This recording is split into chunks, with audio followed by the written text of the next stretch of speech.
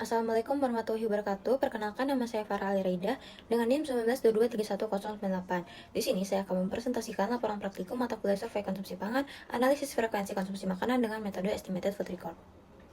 Yang pertama adalah latar belakang. Penilaian konsumsi pangan penting untuk mengetahui kecukupan dan pola gizi individu maupun kelompok. Salah satu metode yang digunakan adalah food record, yaitu pencatatan semua makanan dan minuman yang dikonsumsi selama 1-7 hari secara langsung setelah makan sehingga lebih akurat dibanding 24-hour recall. Meski datanya rinci, metode ini menuntut kedisiplinan tinggi dan berisiko bias bila responden tidak konsisten. Praktikum ini mengajarkan penerapan food record pada individu dan kelompok agar mahasiswa memahami kelebihan, keterbatasan, serta aplikasinya dalam penilaian konsumsi pangan. Selanjutnya untuk rumusan masalah, bagaimana penerapan metode food record pada individu dan kelompok, bagaimana hasil analisis energi dan zat gizi dari pencatatan konsumsi pangan, bagaimana perbandingan hasil konsumsi dengan AKG Indonesia, dan apa kelebihan dan keterbatasan metode food record. Untuk tujuannya, mengetahui prinsip dan penerapan metode food record, melatih keterampilan pencatatan konsumsi pangan, menganalisis asupan energi dan zat gizi, membandingkan hasil konsumsi dengan AKG Indonesia, dan mengetahui kelebihan dan keterbatasan metode food record. Selanjutnya untuk biodata responden individu, inisial responden IBA, jenis kelamin perempuan, tanggal lahirnya 20 September 2004, berusia 21 tahun dengan berat badan 43 kg dan tinggi badan 140 cm.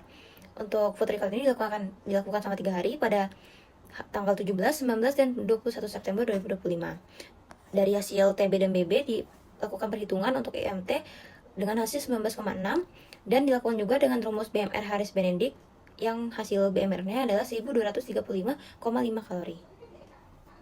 Lalu ini ada tabel untuk asupan hari pertama food record individu, lalu ini untuk hari kedua, dan ini hari ketiga.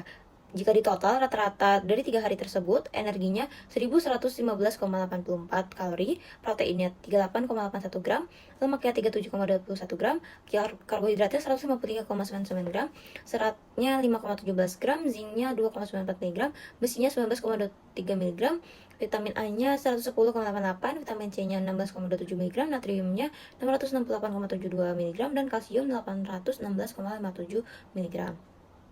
Untuk energinya ini, jika dibandingkan dengan energi AKG 2050 masih kurang, karena energi intek rata-ratanya tadi 1115,84. Dan untuk dibandingkan dengan persen WNPG hanya 49,59%. Dan kategorinya termasuk defisit berat karena kurang dari 70%. Nah, jika dihitung dengan Goldberg cut-off tadi, dari hasil food record-nya, dengan energi intek 1115,84 kalori dan BMR-nya 1235,5 kalori tadi, jika dimasukkan dalam rumus hasilnya 0,9, dengan kesimpulannya underreporting karena di bawah 1,1. Nah, untuk hasil record individu untuk asupan makronutriennya, karbohidratnya juga belum memenuhi, yaitu 27,38%, proteinnya juga belum memenuhi 6,9%, dan lemaknya juga belum memenuhi 14,88%. Begitu juga dengan asupan mikronutriennya si individu. Untuk besinya sudah memenuhi di 106,81%.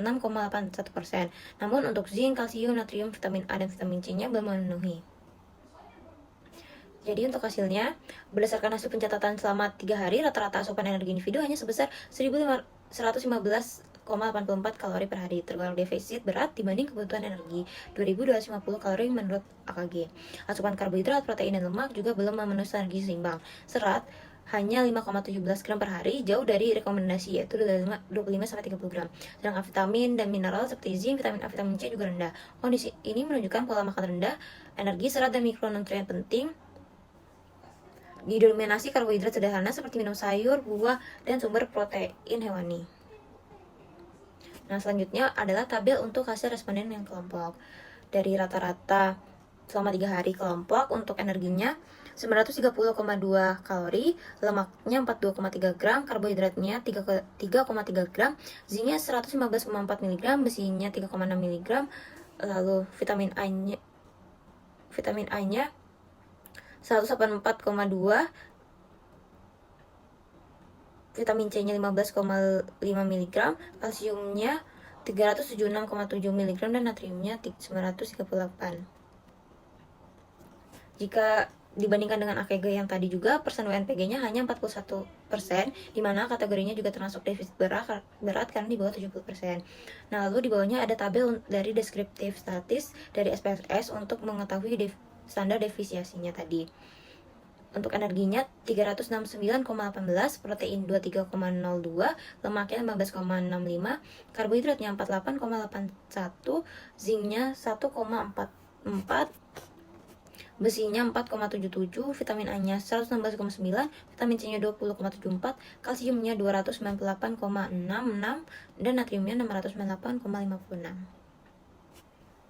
Lalu jika dibandingkan dengan dikelompokkan dalam asupan makronutrien asupan kelompok tadi, untuk karbohidratnya belum memenuhi, yaitu hanya 41,02%, lalu proteinnya juga belum memenuhi 50,12%, dan lemak juga belum memenuhi di 66,6%. Untuk kebutuhan mikronutrien kelompok juga belum memenuhi.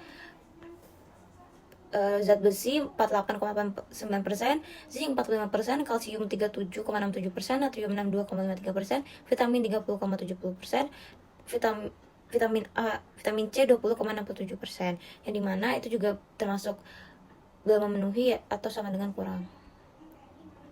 Nah, dari hasil rata-rata 16 responden menunjukkan asupan energi harian hanya 930,2 kalori, yaitu 40% dari AKG, menandakan defisit energi berat pada tingkat kelompok. Asupan makronutrien juga rendah dengan karbohidrat 119,4 gram, protein 42,3 gram, dan lemak 33,3 gram, belum mencapai kebutuhan minimal. Mikronutrien seperti zat besi, kalsium, vitamin A, dan vitamin C juga jauh di bawah AKG. Secara umum, kelompok menunjukkan pola konsumsi kurang beragam dan cenderung tidak seimbang, yang berisiko menurunkan performa fisik dan status gizi jika berlangsung terus-menerus. Kesimpulannya, hasil praktikum menunjukkan bahwa asupan energi dan zat gizi baik individu maupun kelompok masih di bawah AKG dengan rata-rata 930 sampai 1119 kalori per hari yang dimasukkan ke dalam kategori defisit berat. Asupan karbohidrat, protein, lemak, serta mikronutrien seperti zinc, kalsium, vitamin A, vitamin C juga rendah. Pola makanan responden cenderung tidak seimbang, kurang sayur, buah, dan protein hewani, serta didominasi karbohidrat sederhana. Untuk sarannya, responden perlu meningkatkan konsumsi sayur, buah, dan sumber protein hewani maupun nabati, serta memperbanyak asupan kalsium dari susu dan olahannya. Perlu juga mengurangi makanan tinggi natrium untuk mencegah gangguan metabolik. Selain itu, responden disarankan mencatat konsumsi pangan secara lebih teliti dan konsisten agar tidak terjadi underreporting yang dapat menurunkan akurasi data asupan gizi. Terima kasih. Wassalamualaikum warahmatullahi wabarakatuh.